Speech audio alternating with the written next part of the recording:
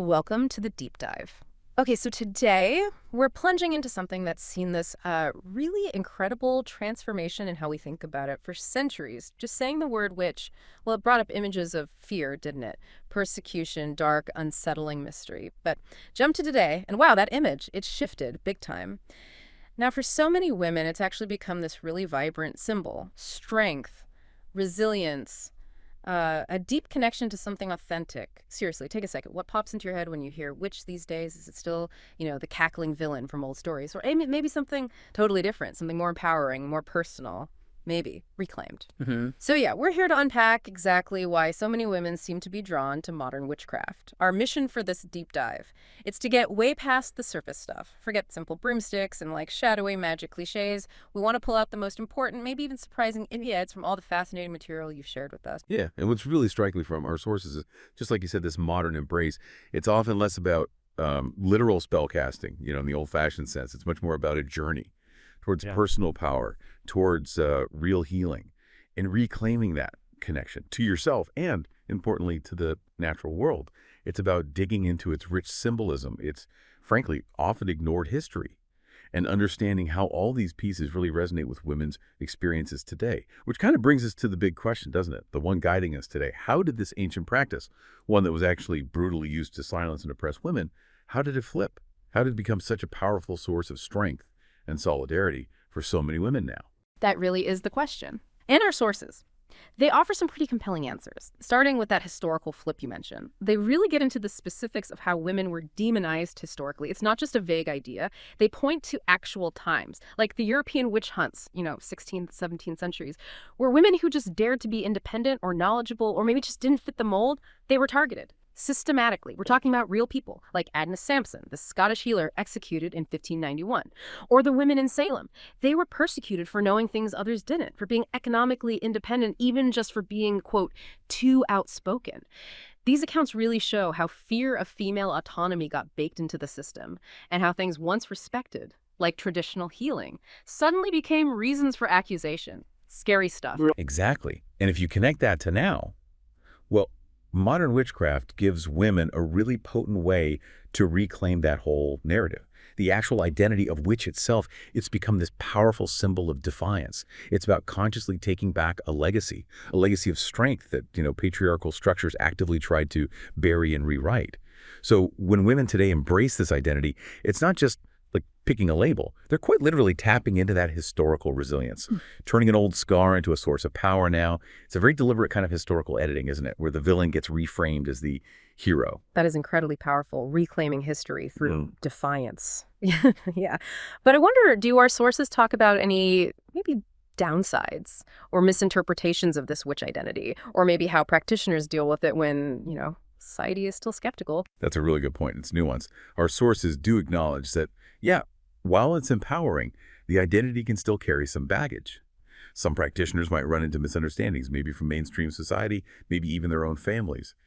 People still holding on to those old, fearful stereotypes.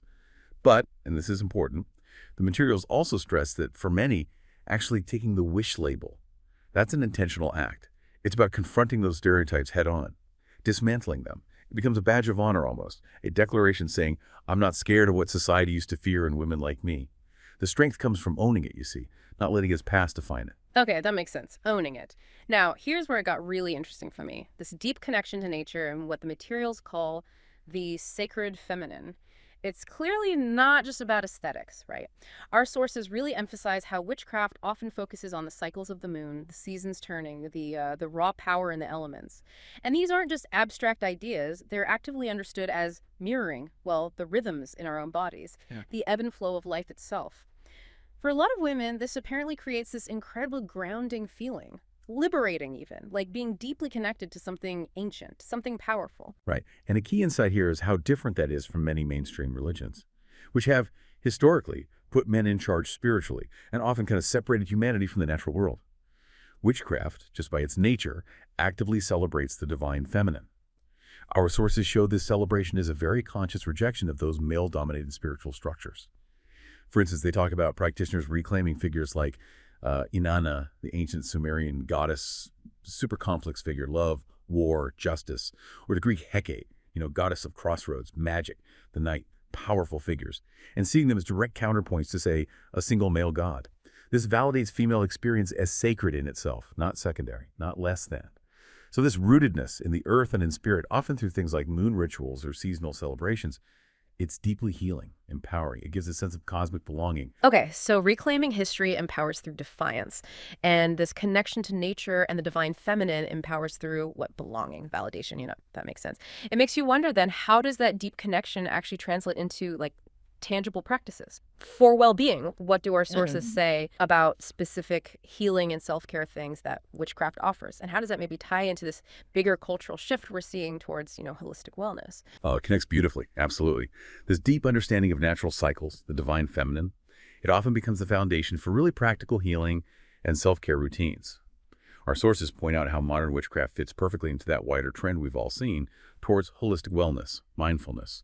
It offers actual rituals, actual tools, things that encourage deep reflection, living intentionally, and genuine healing. Think about the deliberate use of specific crystals for energy, or insights from tarot cards for self-reflection, making herbal remedies based on old knowledge, or even specific meditations tied to the moon phases. These aren't just, mystical knickknacks like some might think.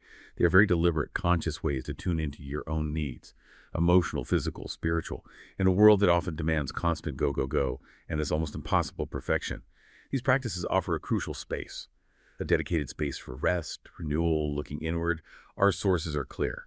Actively, say, casting a spell for self-love or carefully preparing herbs to relax. It's not really about superstition for most practitioners. It's about creating rituals that affirm your own worth, that promote mental well-being. It's a very proactive take on self-care, isn't it? A way to grab back some agency over your own healing. That's such a crucial distinction. Yeah, intention over superstition, actively creating self-worth. It really makes you think about how many of us just don't make that time for intentional self-care. Do the sources maybe offer any thoughts on the psychological impact of these intentional practices beyond just the spiritual side? Oh, definitely. The psychological benefits are pretty significant. Our sources suggest that the ritualistic aspect itself can give a sense of control, predictability, especially when the world feels chaotic. Just the act of setting an intention, even symbolically, that can boost self-efficacy, maybe reduce anxiety, and engaging with things like crystals or herbs. It's a sensory experience, right? That can be deeply grounding, a bit like mindfulness. Plus the whole narrative framework of witchcraft, where you're an active player in your own destiny, your own healing, that can really foster a strong sense of personal agency. Self-empowerment, it's holistic, really. Mind, body, spirit, all connected. And speaking of connection, another huge reason women are drawn to this is the community, right? The sisterhood it fosters. It's definitely not just solitary witches anymore. Our sources talk a lot about the rise of online covens, local meetups, these really inclusive spiritual circles. And these aren't just casual get-togethers. They sound like really profound spaces, places where modern witches find genuine solidarity, understanding, mutual support. Indeed. And these communities, they're often very intentionally designed to be super inclusive, actively celebrating diversity, race, gender identity, sexuality, different backgrounds, all of it. This creates real safe havens, places where people, especially women, can just be themselves. No apologies, no judgment.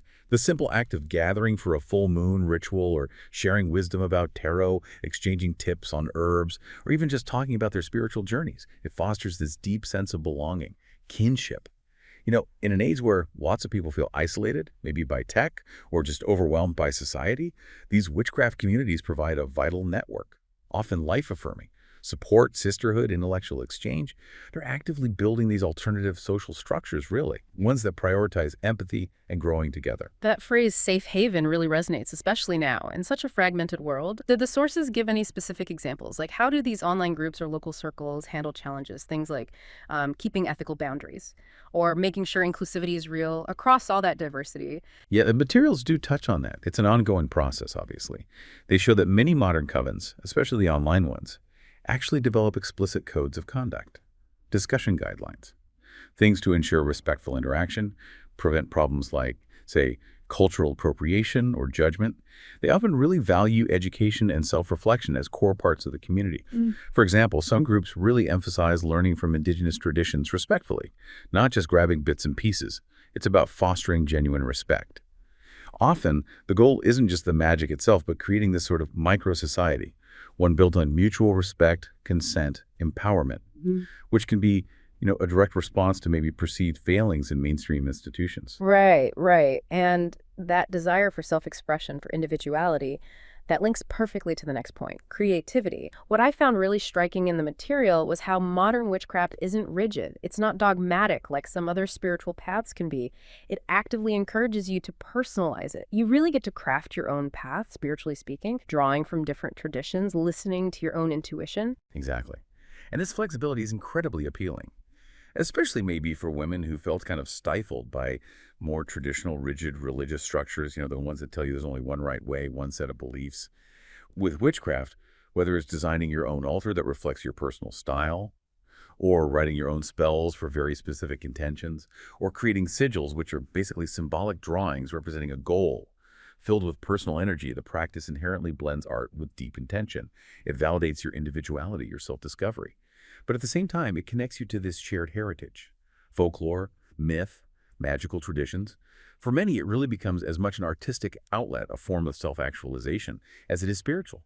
It's about finding your unique voice, but within a framework that actually encourages you to explore. So if we kind of zoom out, look at the bigger cultural picture. What does this all mean for identity? Our sources make it super clear. In pop culture, witches have become these really powerful feminist icons. You see it everywhere, don't you? From like the rebellious chosen family in the craft to someone incredibly complex like the Scarlet Witch in Marvel, wrestling with huge power and its consequences. Embracing witchcraft lets women identify with figures who push back against control, who challenge oppression, who redefine what female power even looks like. And what was fascinating there is, for some women, actually calling themselves a witch, it's less about literal spells maybe, and more about making a potent statement. Politically, socially, it's an identity that consciously pushes back against expectations of women being passive or obedient or silent. It's a declaration of autonomy, plain and simple. Our sources suggest this taps into something really primal for women. This need to reclaim a story where power isn't something given to you, but something inherent in you, where wisdom is celebrated, not feared, where the feminine is revered, which kind of raises a question for all of us, doesn't it? How do we even define power today? And how are women finding these new, sometimes surprising ways to claim it, to manifest it?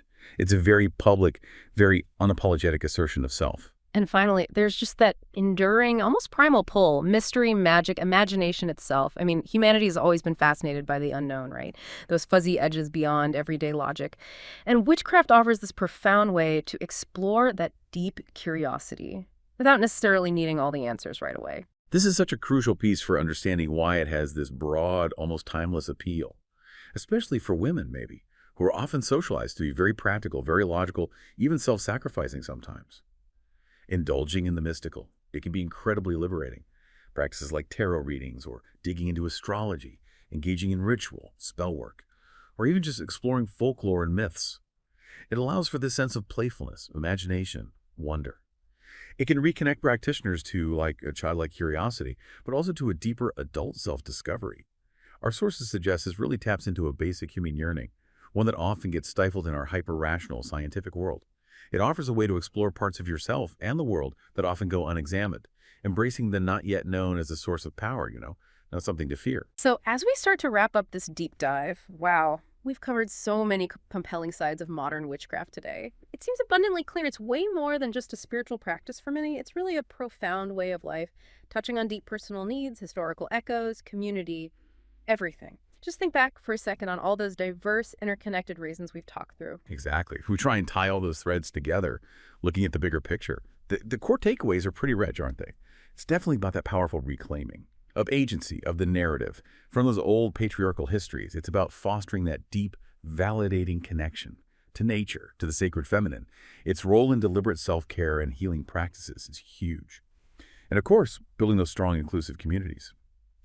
That sisterhood, it also really stands out for being so flexible, right? Encouraging creativity, deep personal expression. Its significance is a powerful feminist identity, a form of cultural resistance. That's key too. And let's not forget the enduring universal appeal of mystery, magic, and just human imagination. Ultimately, what our sources really show is that modern witchcraft provides this potent counter-narrative. It offers women real, robust tools. Tools to reclaim their voices, their bodies, their spiritual identities, especially in a world that feels increasingly complex and often, frankly, disempowering. And this knowledge feels so relevant because, well, you don't have to look far to see these exact themes playing out all around us. In pop culture, yeah, but also in social movements that are evolving, and just in the countless ways people are searching for deeper meaning and connection in their lives today. So maybe a final thought to leave you with, something to mull over.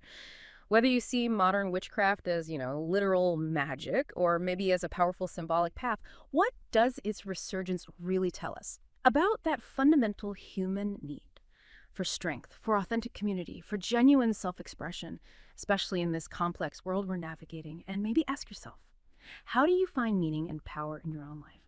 Drawing strength from your own unique history, your own connections. Something to think about. Thanks so much for joining us on The Deep Dive.